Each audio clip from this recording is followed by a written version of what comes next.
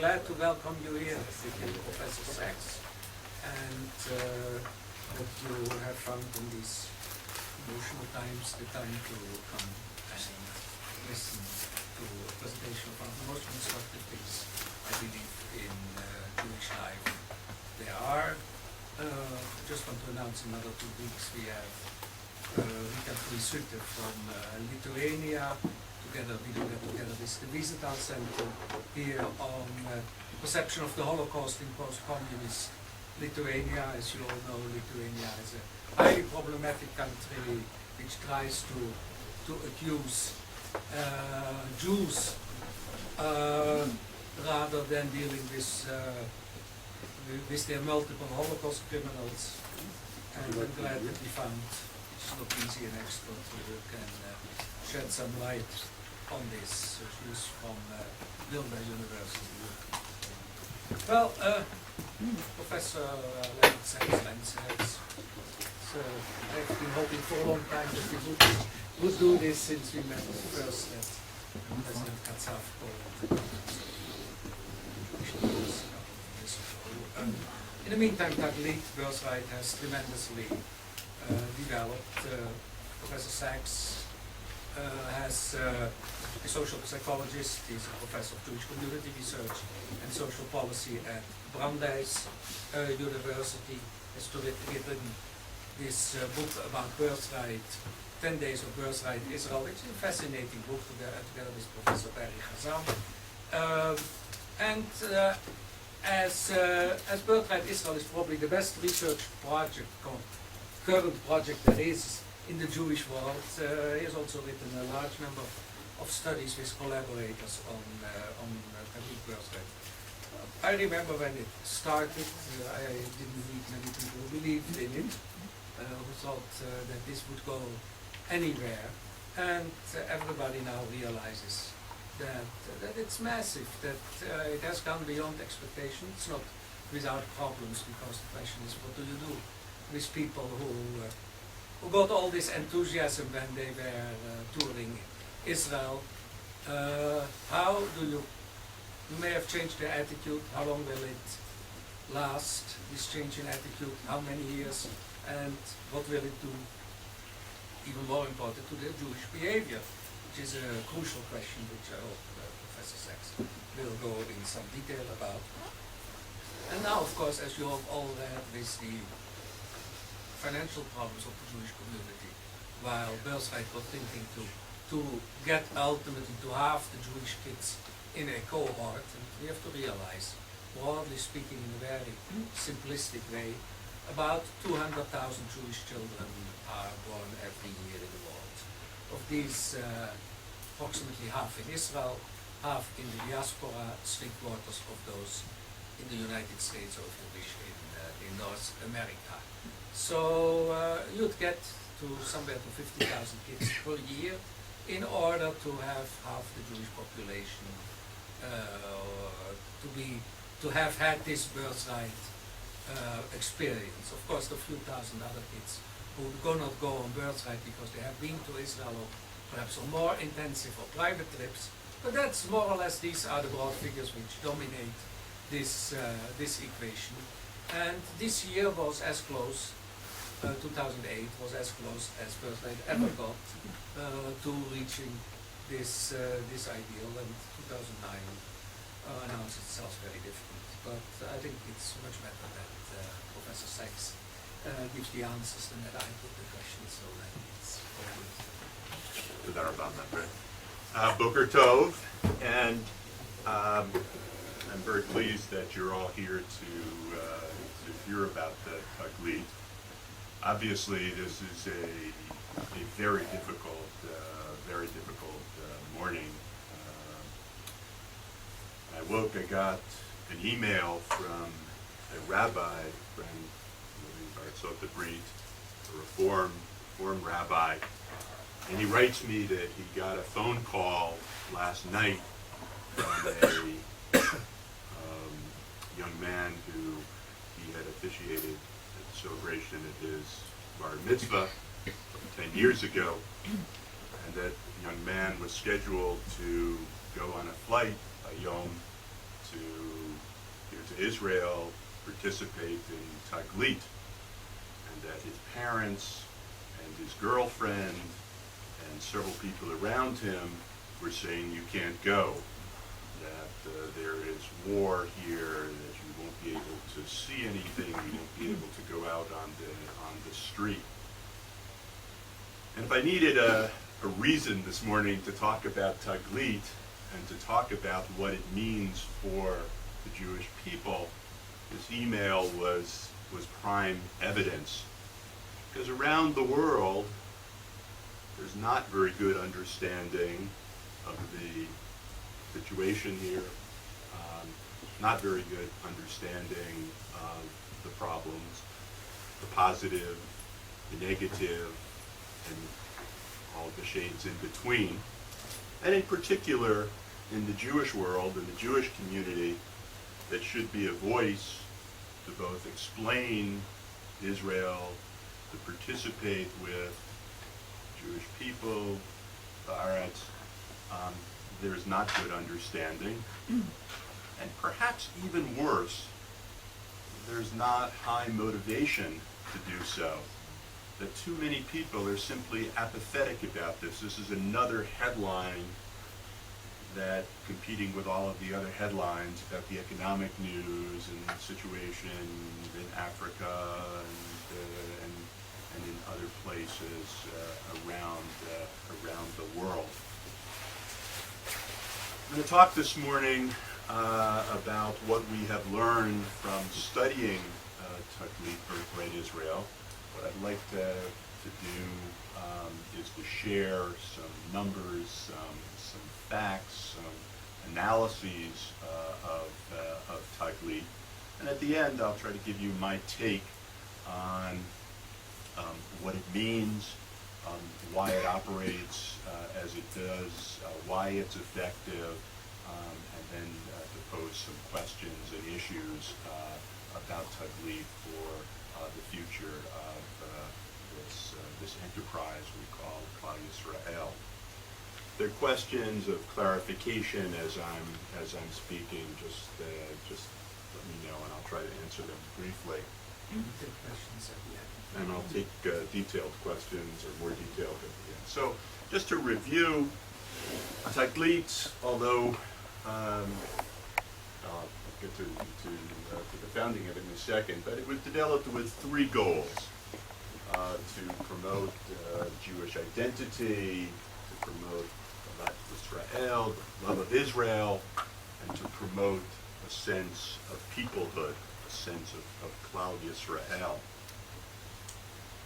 And as most of you probably know already, it's a 10-day educational experience. It has to date engaged approximately 200,000 diaspora youth.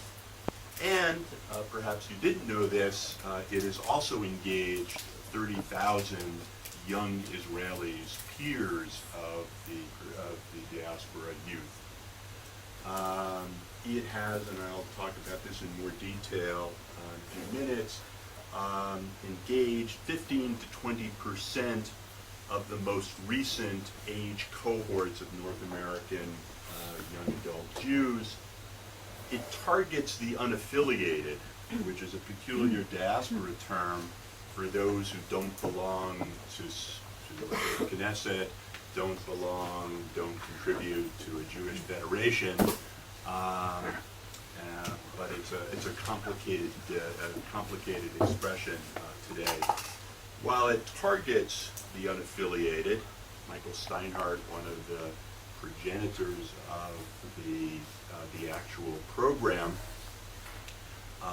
wanted it to reach out to those who had no Jewish education, no connection to the Jewish world.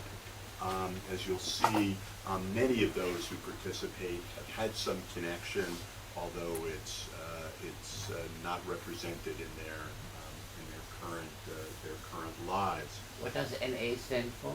North American. Oh, North American. So Canada, parts of the great.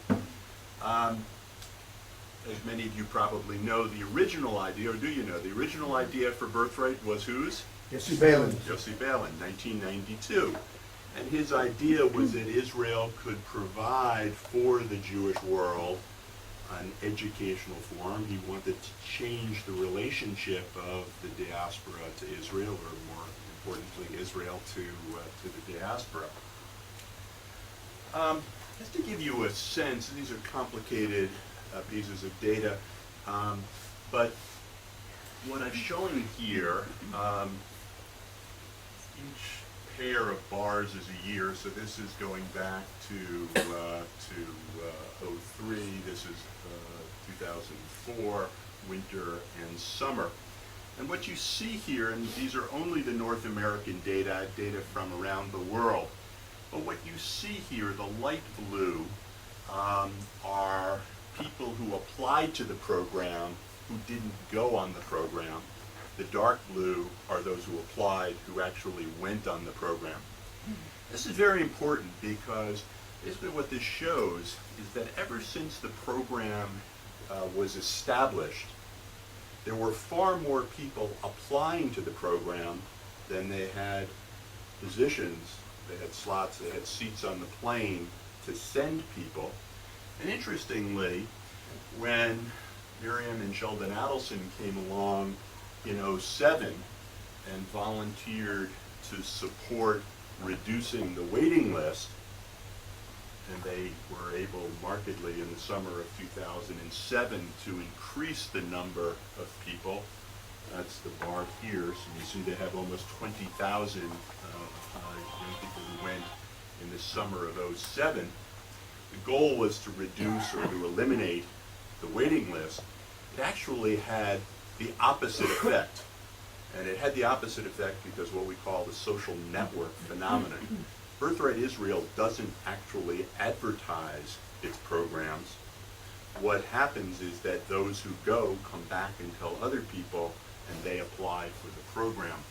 And actually, the applicants, the non-participant applicants, the numbers are attenuated, and they're attenuated because Birthright, in order to avoid disappointing too many people, usually closes registration relatively rapidly. Recently, they've been getting on the first day of registration for any group upwards of 15,000 applications, sometimes within the first 6 or 8 hours that they open the website to do that. As a social scientist, I'm a social psychologist by training. I have to tell you that there is such beauty in the fact that you have almost equal numbers of people who applied and don't go as actually go on the program, because we have the equivalent of a true experiment. We're able to compare people who, the dark groups who go on the program with people who don't go on the program. And because the reason that you get to go is usually independent of your motivation, independent of how strong a background you have in Judaism or what have you, there are virtually no differences at the start anyway between those who go on the program and those who don't go on the program. So when I show you some of the other data about the program, what I'm going to be doing is comparing this control group, this comparison group of people who participate, who applied, who didn't go. Yes? Does the light blue include applicants who don't qualify? No, this is just the qualified applicants. So there is always several thousand people who don't qualify for the program. The typical reason, anybody have a guess about the typical reason why people don't? Been to Israel. Because they've been on a peer educational trip. There are even people who go on Birthright who apply to go back on Birthright. And there have been on occasion people who have arrived in Israel, and someone takes a look at their darkon and they see bulim, and they actually get sent back and then charged for it for coming illegally. What? No blue people. Okay, so one of the things, and later on I'll talk a little bit more about social network, perhaps even a theoretical description of social network theory. But one of our hypotheses about birthright is that it will change the Jewish world when there are a sufficient number of people who have gone on the program, so that when they come back to their diaspora communities, whether it's New York or Boston or Kansas City or wherever, where's that? That there will be others who have a similar understanding of Israel, of Judaism, of what it means to be part of the Jewish people. So if you look at the cohort that was born in 1985, that's basically the cohort, they're 22 years old or something now, that's basically the cohort that benefited the most from the program in terms of how the funding provided slots. They were on a trajectory, if support for the program had continued. This line, the blue line, is the United States, that's at the breed, and the red line above it is Canada. They were on track, the U.S. group, to get to approximately 25%, about a quarter of the cohort, and then along with the others who come on programs, yeshiva programs, and so on, we were estimating that for that cohort, for the first time that we would have by the age 26, almost 1/3 of the young adults having some kind of educational experience in Israel. We didn't think that that was going to be, to use the Gladwell term, the tipping point. We thought the tipping point was closer to 50%. We still thought that that was significant, and it would have been the first cohort ever in Jewish history where you had such a large group of people who had this Israel experience. Obviously, given the current problems, they're not going to reach that unless something happens to change that situation. We just spent a little time talking about who are the people who participate. And these are the actual participants. It turns out that it would be virtually the same set of charts if you included the applicants who don't actually participate. Now, not because I want to confuse you or give you a headache early in the morning looking at detailed numbers and whatever, but I'm showing this is the winter of 06, 07, this is the summer of 07, this is the winter of last year, 07, 08, the summer of 08 for the United States, and this is Canada on your right. And the reason I'm showing the cohorts is because as the size of the groups has increased, in other words, as you had this intervention of the Adelson money approximately here, as the size of the groups has increased, the bottom, it's coming out here as green, the bottom part of the bar shows those who identify as Rak Yehudi, as just Jewish, and that has increased particularly. Excuse me. Actually, that it has stayed much the same, except in Canada. The largest group, and it's this 40% group, 41%, now up to 43%, are people who identify as Reform Jews. Yeah. Does Jewish mean halachically Jewish? No, this is to be a participant in Birthright. Actually, I should clarify this. There are 3 criteria to be eligible, to go back to the earlier question. That you say that you're Jewish, so it's a sociological definition. that you're 18 to 26, and that you haven't been to Israel on a peer educational trip longer than 4 days. Actually, longer than 4 nights. It could be 5 days and 4 nights. If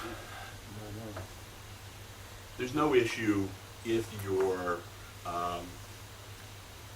mother is not Jewish. In other words, they don't even at the initial stage ask that question. They will verify that the person is in some way Jewish. Now, if your name is Shmuel Cohen, be an unusual name in the diaspora, but if your name was Shmuel Cohen, even if your mother was Christian, they probably wouldn't ask a whole lot of questions. On the other hand, if your name is Sean O'Connor, you might be asked, and there are Jewish Sean O'Connors, and you might be asked what your history is, and so on. And there are multiple cases, and I'll show you the data about intermarriage later on. There are multiple cases of young adults who have considered themselves Jewish, who have celebrated bar bat mitzvah, gone to Hebrew school, etc., even though from a halachic perspective, they would not be considered Jewish.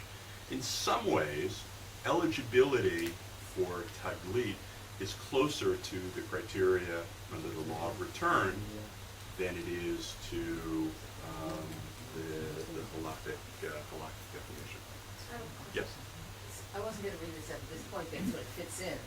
How then do you deal with the Messianics who apply? Let me table that, and I'll come back to that later.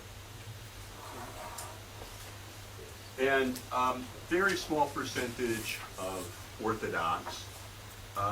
There are Orthodox young adults who, for whatever reason, and maybe it'll change because between 2001, 2003, the Intifada, Hamatzah, or however we want to characterize it, reduced all sorts of travel here. I should say something else about the just Jewish. Just Jewish used to be one of those categories for people who were totally disconnected, totally unaffiliated. In fact, today, for young people, just Jewish is often what people who aren't comfortable with the denomination that they were raised or think of themselves or don't want to think of themselves denominationally, but are very serious and in fact very well educated about Judaism. So the meaning has changed. Just real quickly here in terms of the participants' backgrounds in Jewish education, again I'm showing the cohorts. The left side are grades 1 through 8. The right side is high school. So what you see here basically is that most of the participants in Birthright had some kind of Hebrew school, in general up to the age of bar bat mitzvah. Relatively few went on in high school, and I would say the dominant pattern for those who apply from North America and participate from North America is they went to Hebrew school, they celebrated bar bat mitzvah, they stepped off the bima at age 13, and they didn't look back, and they weren't engaged in any way after that. Why is day school numbers going down? Because they come to more intensive programs? Basically what's happened with the day school is as the pool expanded, you have fewer people in day school. Now these are that's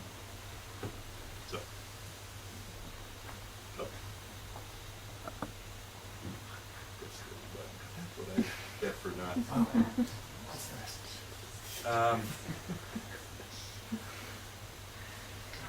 One of the questions we've been asking, and it's an interesting marker here, is the participants' Hebrew comprehension. And what you see here, and the most important shows in green, the 51% in the last two cohorts, 49% in the summer of 07. This is a proportion of people who say that they can read the Ivrit, they understand nothing. And basically, this is what American Jewish education has produced. It's produced young people who get trained to learn their parsha or bat mitzvah celebration without understanding anything. And interestingly, they feel badly about it. They feel ignorant. They feel unprepared. And in some cases, they feel even angry about it. There is a percentage, it's about a quarter, we don't know Aleph from Bet, essentially those are the people who have never been in any kind of Jewish education. In terms of their parents, this goes back to the other question, most come from in-married households. It's approximately 70%. About a little less than 20% come from intermarried households where one parent is not Jewish. We don't distinguish between mothers and fathers. And there's another 10% where a parent has converted to Judaism. So essentially, this is probably a population, given the demography of North America, that overrepresents in-married households, but still has a significant number of children from intermarried households. What is no Jewish parent? There's less than 1%. There are people, it says it at the bottom here, there are people who have converted to Judaism on their own, college students, young adults, and they see coming to Israel as central to developing their Jewish identity. It's a handful, but there are those people.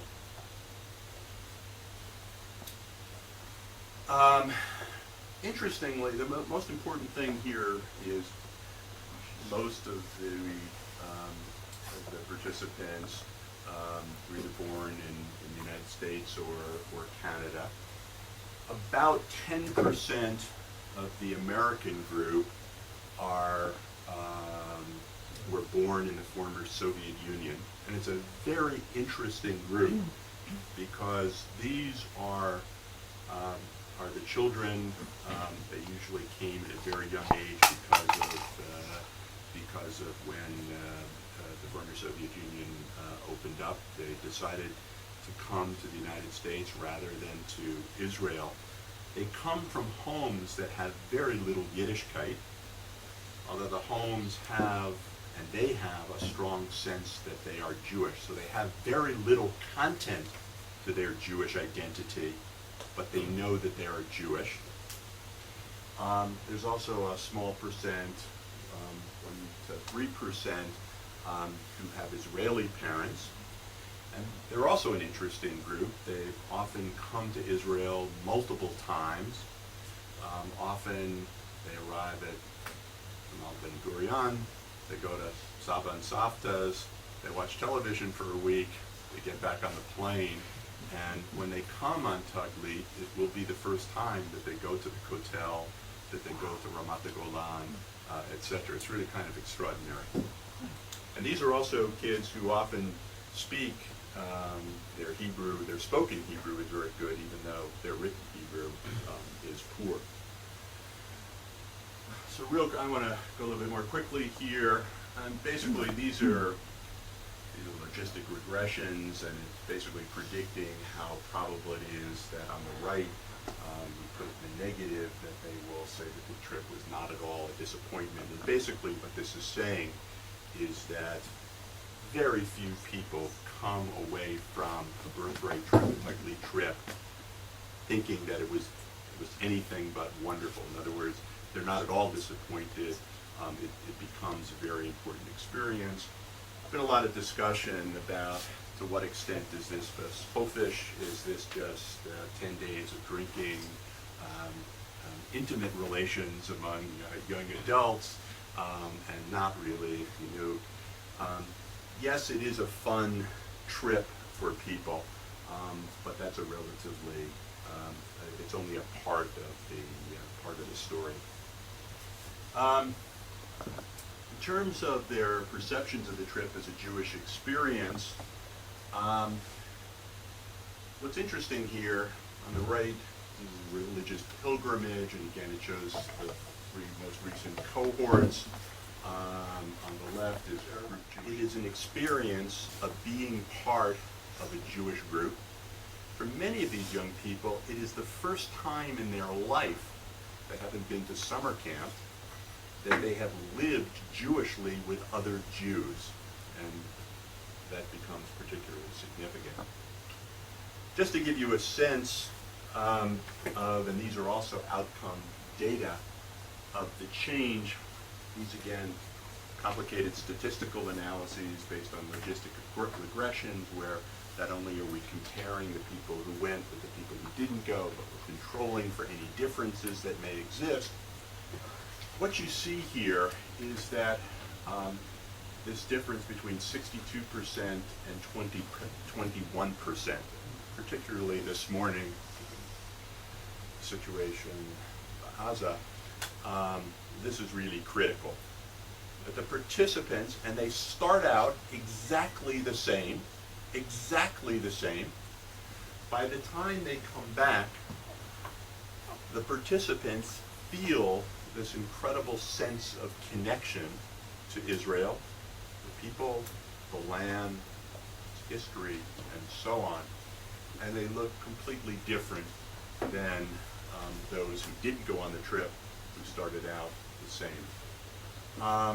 You get large differences in terms of their sense of being part of the worldwide or a worldwide Jewish community, sense of connection to Jewish history, somewhat less, but still a significant effect in terms of their connection to their local Jewish community. And basically what these data are validating is that the central goals of Taglit have been met. Some people are interested in Jewish babies and is there a future for diaspora Jewry? And what this shows, we'll just take the winter 07, 08 again, ignore that. These are actually logits, log odds ratios. Basically what this shows is that by the time they come back, they feel it much more important to raise Jewish children. Now, the interesting thing, I'm not going to show it, is that it doesn't have much of an effect on their desire to marry another Jew. Having Jewish children and marrying a Jew are, in the minds of young people, independent events. Go figure. These are two measures of how they feel specifically about Israel. On the right, a source of pride. On the left, possible future home. They feel proud. Again, the dark line is the participant group. The light line, the green line, is the non-participant group. Very large differences. For those of you who are social scientists and educational researchers, you don't get systematic differences of this magnitude typically. It's the first time in my career that I've seen these kinds of differences. You actually get, although it's not a goal of the program, Aliyah is not a goal of the program, you do get large numbers of people and significant differences in terms of people being willing to consider Israel as a possible future home. Right. Yeah. Can you go back one? Winter 07, 8, and I saw that on a couple of slides. It seems that there's a few things that it's trending downwards. Right. Is that the percentage of the... The reason it's trending downward, and I didn't show it clearly before, but it's a very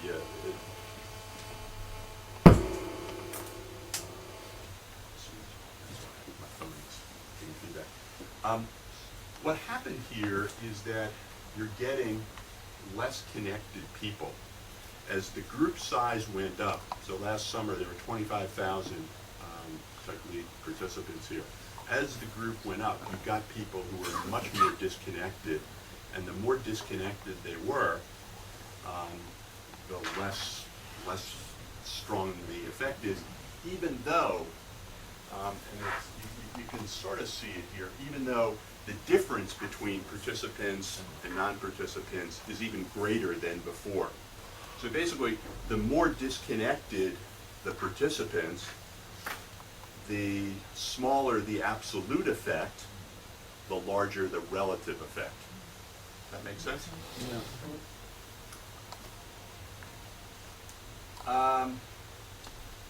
Again, I thought this morning, I stuck this in, that this would be particularly important to include. One of the questions we ask people is, how confident are you in being able to explain the situation in Israel? Once you know the difference between Rehovot and Ramallah, once you did know the difference between Ashkelon and Afula, are you better able to talk to people? Are you willing to talk to people about Israel? This is your confidence in describing the situation, and what you see, and I'll only use the winter 07-08 group, a very large difference in how confident they feel. In some ways, they come back too confident. They come back after 10 days thinking that they can tell even Israelis what to do now that they know the situation. It's a Jewish trait. I just want to add two other pieces of data, and not to give you a headache, but just to add one other dimension to this.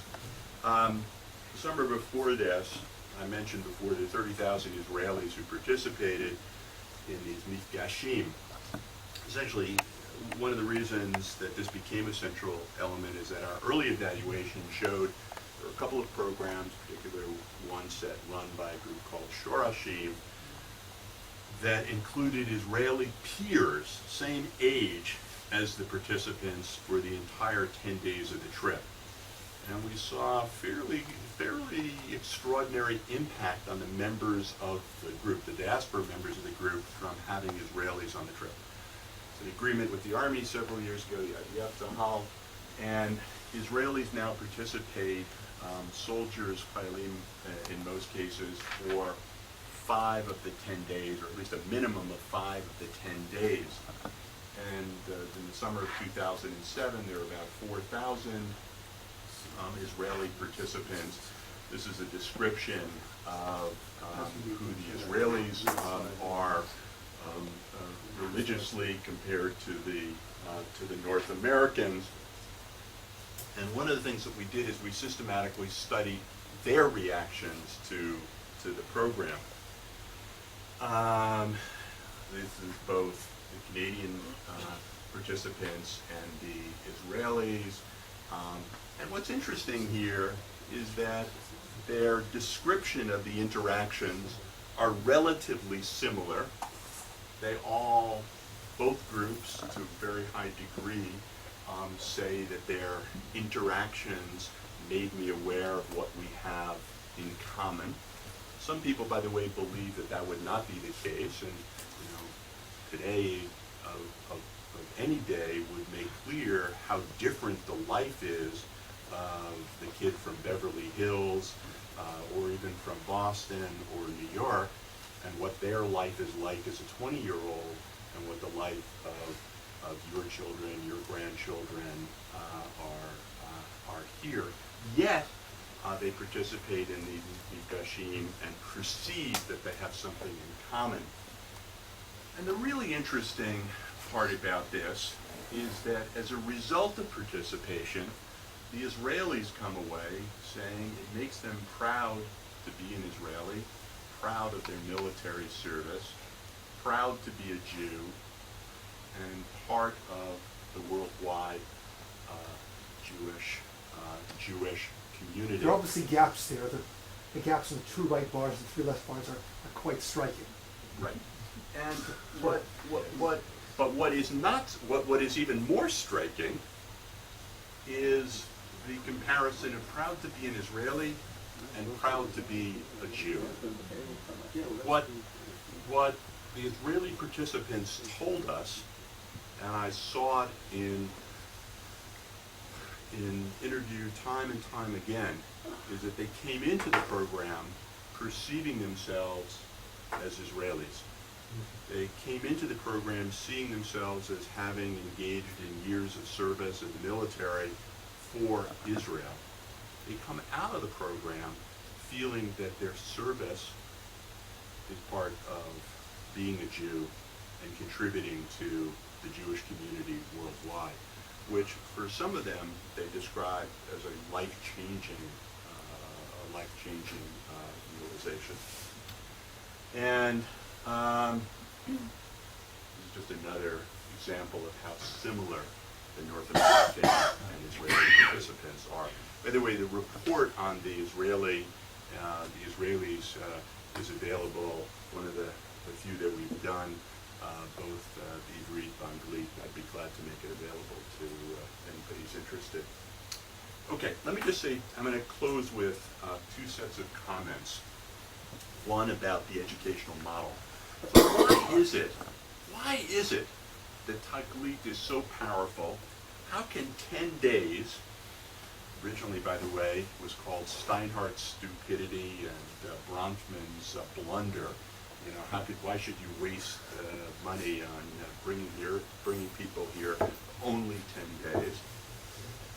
I have what I call, and I'll describe it at the outset, I call it the Kishkis, cortex, and kinesthetics model.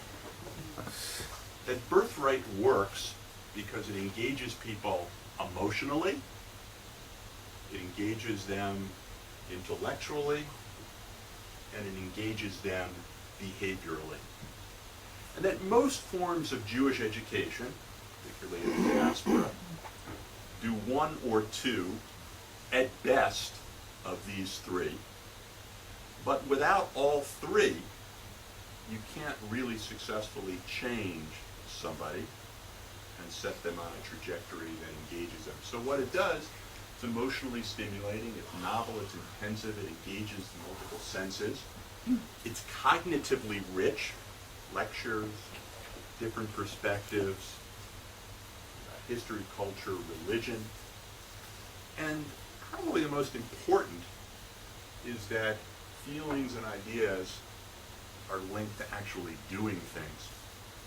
It's interesting, I'll tell you really quickly, James Snyder, who many of you probably know, head of the Israel Museum, sent me, actually, Mark at Taglit the letter a couple months ago. Giddy had sent him a copy of our book, 10 Days, and James wrote a very nice thank you note. Thank you for the book.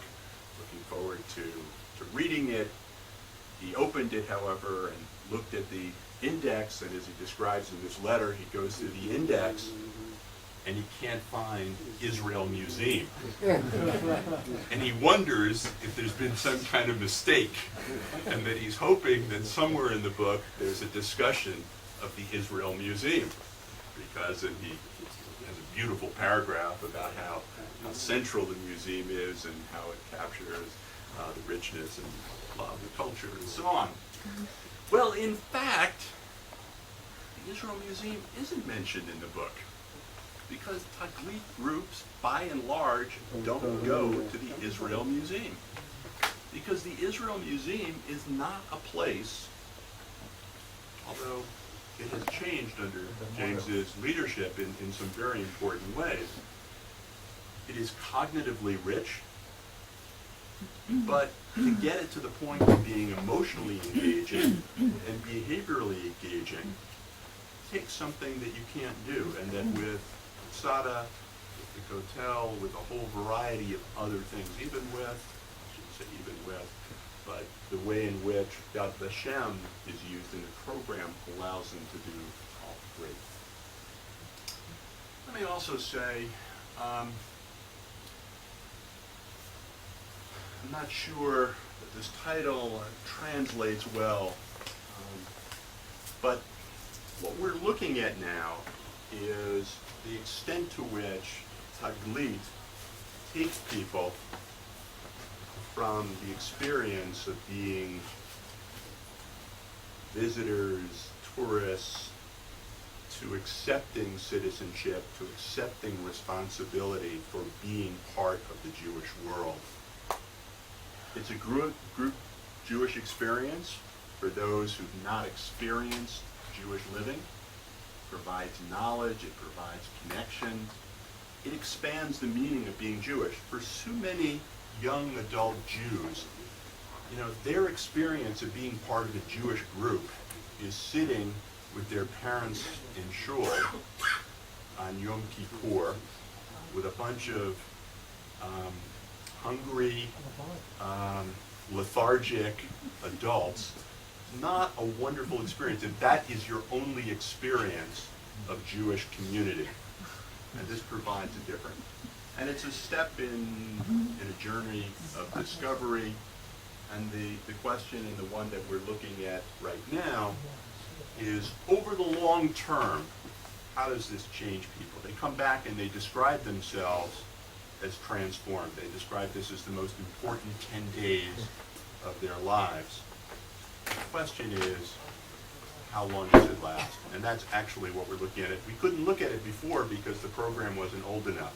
But we're now going back. We believe that there are enough alumni of the program who've actually married that we can see it. And we believe that marriage and studying those who've married is going to be the first real indicator of whether this over the long term lasts.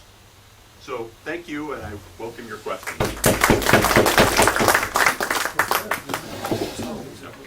We had one question here about Messianic Jews.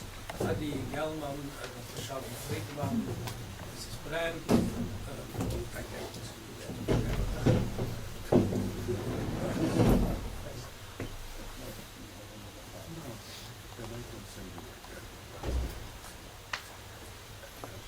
Efraim Zurov, Howard Weisman, and PR School, Rabbi Yochanan Barat, Marisa, Justice Weiner, Writing the list may take longer than it does to answer the question. Marisa Gross, Rabbi Yochanan Barat, and finally Edward Cohen, and that's it, and we'll do it in three rounds. Okay. Your question we already took. I believe I only has to be answered. So we'll take three rounds here. That's the first one. Before Adi, Adi, and then Dr. Shalom. And who is after Shalom? Efraim? Good. I don't No, know. Mrs. Brand was there, sorry. You, okay, Efraim next round. Adi? I am a big fan of Birthright. I acknowledge that Birthright works insofar as its defined objectives. But the question I want to ask, I'm asking with a measured degree of cynicism and purpose. And knowing something about the founders and supporters of Birthright, Bronfman and Steinhardt, in some way, would you not say that their objectives, their goals for Birthright, for the generation that's participating in it, is to somehow turn the clock back for North American Jews to where Jewish identity was in the 1950s, the 1960s, where there was a strong, maybe we used to use the term ethnic, there was a strong ethnic sense of Jewish identity. A lot of just Jewish, people affiliated various ways. But the main thing, as my mother, Allah Shalom, would say, was to feel Jewish. What you did with it wasn't so important, but you felt Jewish. And ideally, that led you to marry another Jew, and that was really the main thing, so that there would be grandchildren.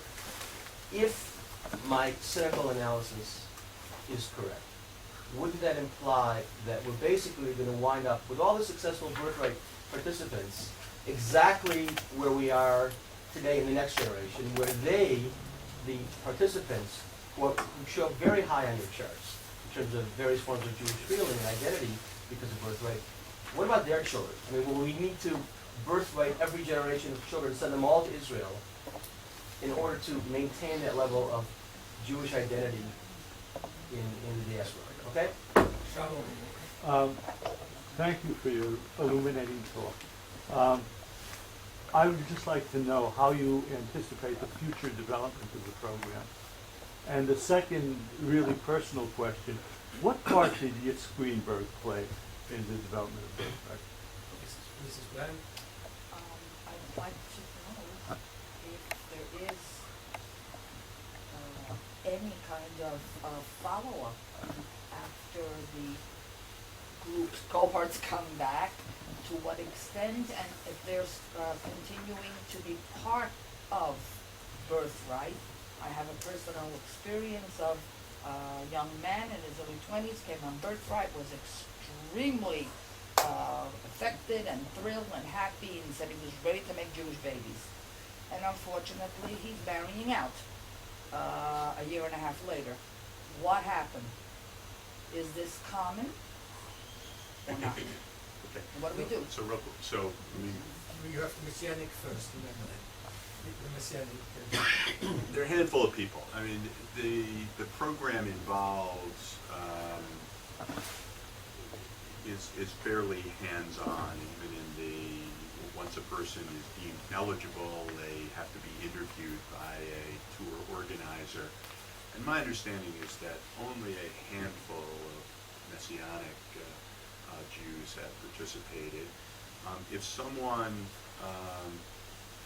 is dishonest about anything that they have told Taglit on their application, if they claim to be Jewish when in fact they were Christian or what have you, they're sent home. And it's very hard to live with a group of people for 10 days and for these things not to appear.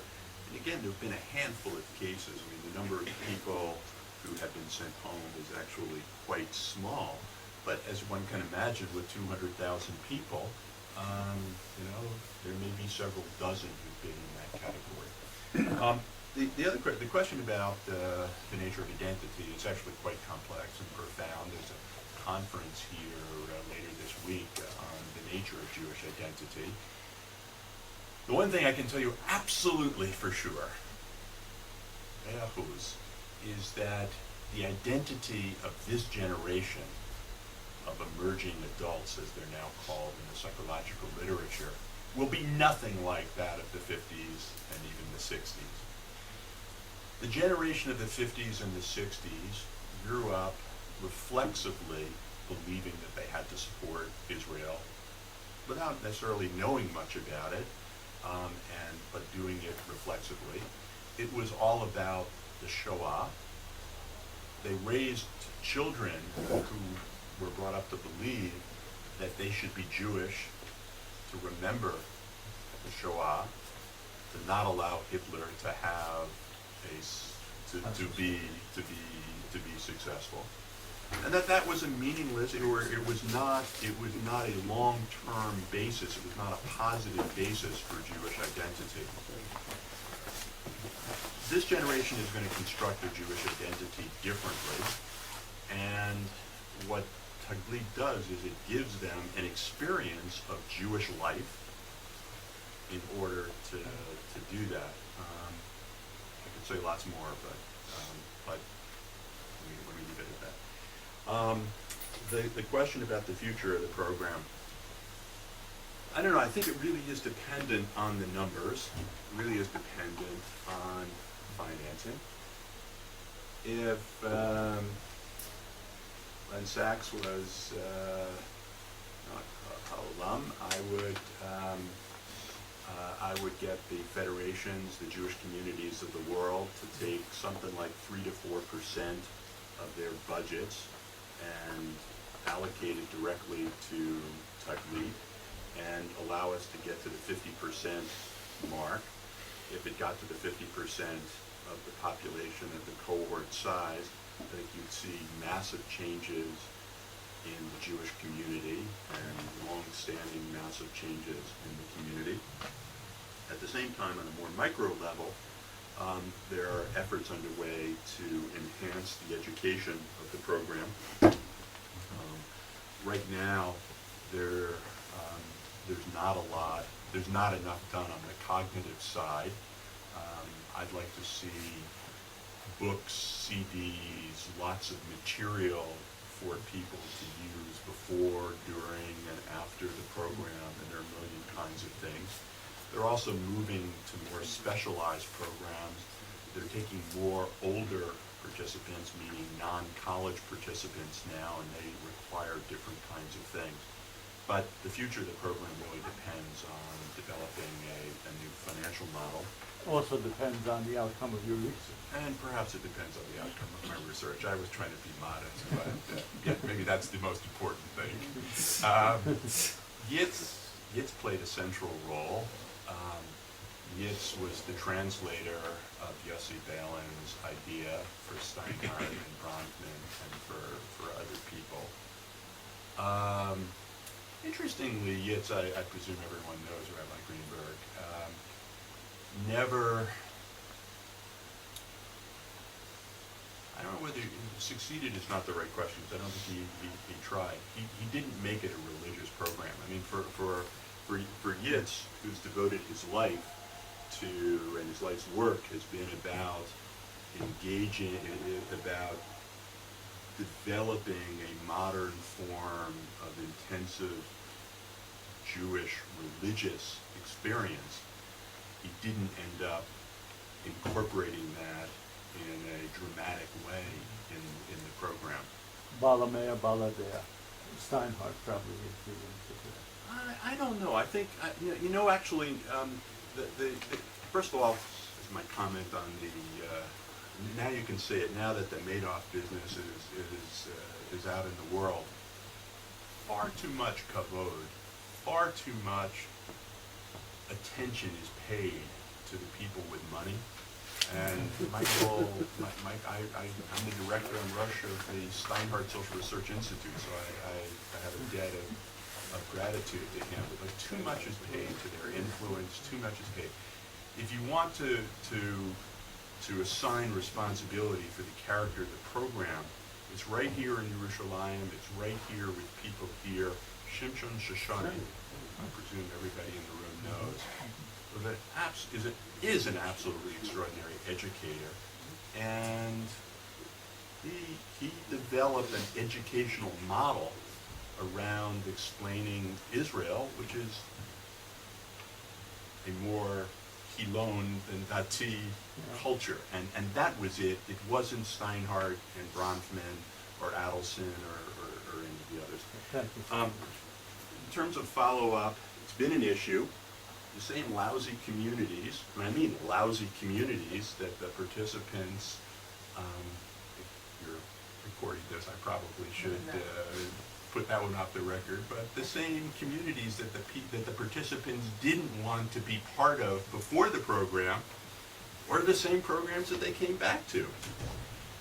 There's a new organization, it's called Birthright Next, which is trying to develop different kinds of programs and foster different kinds of engagement. In terms of the marriage issue, as I said before, for young people, for whatever reason, marriage, who you marry, and what your child is, two separate worlds. My hypothesis, I'll tell you in a year whether it's correct, my hypothesis is that the Taglit participants are going to be much more likely to raise Jewish children, regardless of who they marry. And one, not a secret about the intermarriage issue, but one of the underlying issues is that it is a gender issue. Jewish women who have Jewish education, have some form of, came out of a home with some form of Jewish life, and have a Jewish informal educational experience, such as Taglit, it could be a summer camp as well. It doesn't matter who they marry. they will raise Jewish children. Men, boys, we're a different problem, but for women, the decision about who you marry, and it has to do with all of the opportunities that people have to meet people and so on, rather than, as it was in the past, some ideological statement perhaps about rejecting your Jewish identity. Okay, on that, The question, but the fact that Taglit has brought from North America 150,000 or so participants has created, if you will, a buzz about Israel, and has increased the likelihood both for younger people as well as older people that they would want to come here. And I think compared to Mossad, the investment of $2,300 in the Taglit participants so far has proved more valuable. So I have a question about the hidden agenda of Israel. So it's not a hidden agenda. I mean, part of love of What's Israel. part of your Well, but part of love of Israel is to feel a part of the dialogue here and to advocate for Israel. The programs, it's interesting. They are very careful to. It may sound absolutely incongruous to say this to a group of Israelis, but the programs by and large are apolitical. They attempt, there's no Israeli educator who can hide his or her actual feelings, and they become apparent to group members pretty quickly. But the goal of the programs is to be apolitical. And it's interesting because the one complaint from participants is that they don't get enough of the political context and issues.